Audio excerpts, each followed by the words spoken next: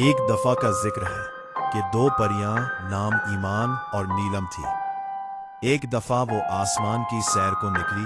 वो उड़ते जा रही थी कि अचानक ईमान की नजर एक चमकते हुए पत्थर पर पड़ी और उसने कहा, नीलम नीलम, वो देखो, वो पत्थर कितना चमक रहा है, मुझे वहां जाना है। नीलम ने उस जगह को गौर से देखा और कहा, नहीं, हम वहां नहीं जा सकते। क्यों नहीं जा सकते? ईमान ने पूछा। क्योंकि हमारे वालिदैन ने हमें वहां जाने से मना किया है और हम उनकी नाफरमानी नहीं कर सकते, नीलम ने जवाब दिया। अच्छा ठीक है, ईमान ने कहा। अरे वो देखो, ईमान, कितने प्यारे फूल हैं, वहां चले? नीलम ने कहा, हाँ चलो। ईमान ने कहा। नीलम फूल देख रही होती है और उसकी खुशबू सूंघ रही होती है और ईमान उस मौके का फायदा उठाती है और जल्दी से उस चमकते पत्थर के पास पहुंच जाती है। वो जैसे ही उस पत्थर को हाथ लगाती तो पत्थर से रोशनी निकलती और ईमान गायब हो जाती। जारी है। रोशनी की वजह से नीलम की नजर पड़ जाती है, लेकिन तब तक ईमान गायब हो चुकी होती।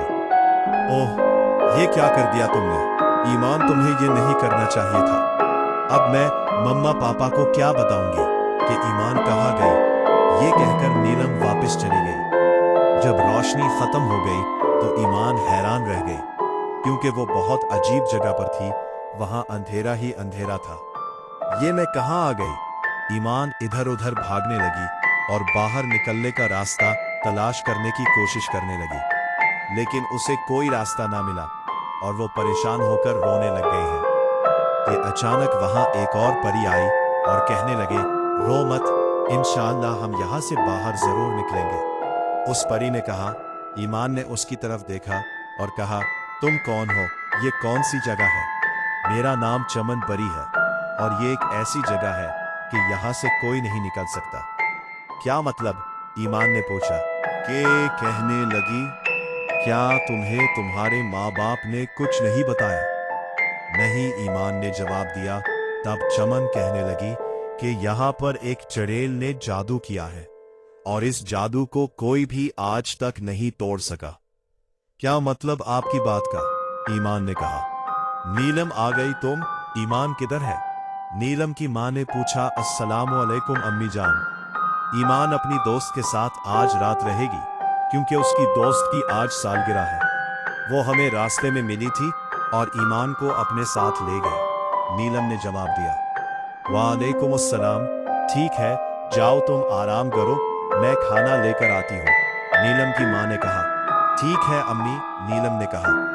चमन परी ईमान को बताने लगी कि ये कहानी 15 साल पहले की है। तब हम परियों और चड़ेलों में काफी अच्छी दोस्ती थी। एक दफा मुल्का अपनी बहन से बात कर रही थी तो उन चड़ेलों में एक चड़ेल, जिसका नाम फितना था, ने मुल्का की बातें सुन ली और मुल्का और उनकी बहन इसी चमकते पत्थर के बारे में बात कर रही थी कि ये पत्थर बहुत ही खास है, ये हमें विरासत में मिला है, इससे हम कुछ भी कर सकते हैं, यानी हम इससे पूरी दुनिया पे राज कर सकते हैं। फिर मुल्का की बहन ने पूछा कि आपको इसके बारे में कैसे पता चला? तो मुल्का ने जवाब दिया, इसके बारे में इस किताब में लिखा है, लेकिन ये बात किसी तीसरे को पता नहीं चलनी चाहिए। जी मुल्का, मैं इस बात का ध्यान रखूंगी, मुल्का की बहन ने कहा। फिर फितना ने जाकर सब चड़ेलों को ये बात बता दी, लेकिन किताब वाली बात नहीं बताई। उन लोगों ने चमकते पत्थर का गलत इस्तेमाल करना चाहा, तो हमने उनको गलत इस्तेमाल करने से रोका।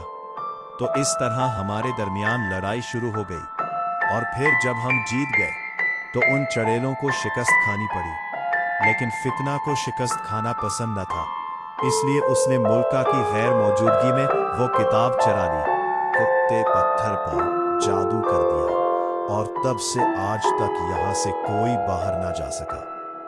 नीलम, अब तो ईमान को आ जाना चाहिए था, आखिर दोपहर हो चुकी है, बल्कि शाम होने को आई है। क्या उसने तुम्हें बताया है कि वो कब वापस आएगी, या तुम्हें कुछ पता है? नीलम की मां ने नीलम से पूछा। वो नीलम, वो नीलम, बात काटते हुए उसकी मां ने कहा। वो क्या? मेरी तरफ देखे, तुम्हारे लहजे से मुझे पता चल रहा है कि तुम मुझसे कुछ छुपा रही हो। वो अम्मी दरअसल ईमान और मैं, नीलम ने अपनी माँ को सारी बात बता दी है। ऐ मेरे खुदा, वहां से तो कोई आज तक वापस नहीं आया। नीलम की माँ ने कहा, मामा आप अभी न जाए और पापा को भी न बताए, मैं जाती हूँ।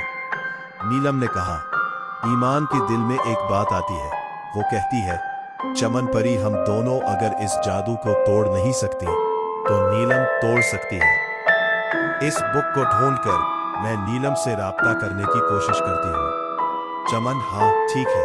क्या हुआ ईमान, तुम ठीक हो? चमन ने कहा, मैं नीलम से राब्ता कर रही थी लेकिन नहीं हो रहा। ईमान ने जवाब दिया, हिम्मत मत हारो, मैं भी तुम्हारी मदद करती हूँ। इतनी देर में नीलम जाती है। वो जैसे ही आती है कि उसे सिग्नल मिलता है और वो किताब ढूंढने लग जाती है। बहुत कोशिशों के बाद फिर उससे एक बटन दब जाता है और वहां एक गार आ जाती है। वो उस गार के अंदर जाती है कि वहां फितना सोई होती है। नीलम को समझ नहीं आता कि वो क्या करे। वो खामोशी से किताब लेकर जादू का असर खत्म कर देती है। फिर वो दोनों आजाद हो जाती है। चमन और ईमान एक दूसरे के गले लगती हैं और वो किताब फाड़ देती है और उसकी वजह से फितना का भी खातिर हो जाता है। नतीजा, हमें अपने वालिदैन की नाफरमानी नहीं करनी चाहिए।